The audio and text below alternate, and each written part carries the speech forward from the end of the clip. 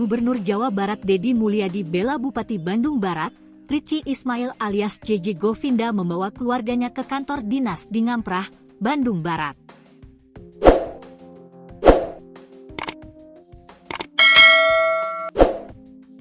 Hal ini bermula dari beredarnya video viral yang menampilkan JJ Govinda membawa istri dan kedua anaknya ke kantor dinasnya. Sontak video tersebut ramai dikomentari warganet yang menilainya tak pantas.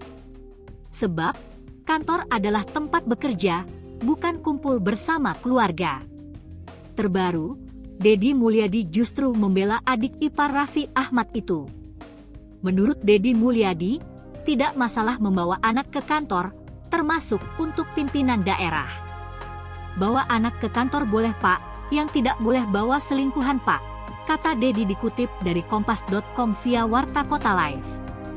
Momen ini terjadi kala Deddy Mulyadi mengumpulkan Bupati dan Wali Kota se-Jawa Barat di kediamannya di Subang, Rabu, 9 April 2025. Sebelumnya, saat ditemui dalam Halal BI Halal bersama SN Jabar di Bandung beberapa waktu lalu, Deddy juga mengungkapkan membawa keluarga khususnya anak ke kantor bukanlah masalah. Bahkan, ia sendiri mengaku dirinya selalu membawa putrinya yang bernama Nihiang kemana-mana.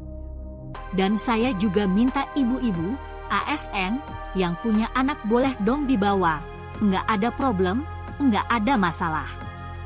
Kan tidak mengganggu juga, ujarnya. Apa anak kantor dinas terus mengganggu?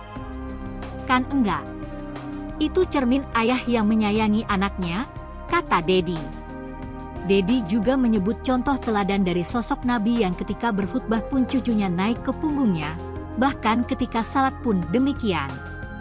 Bahkan ketika salat, cucunya Nabi naik ke gendongannya dan Nabi memelankan waktu dari sujud kemudian ke iktidalnya. Itu contoh ya, katanya.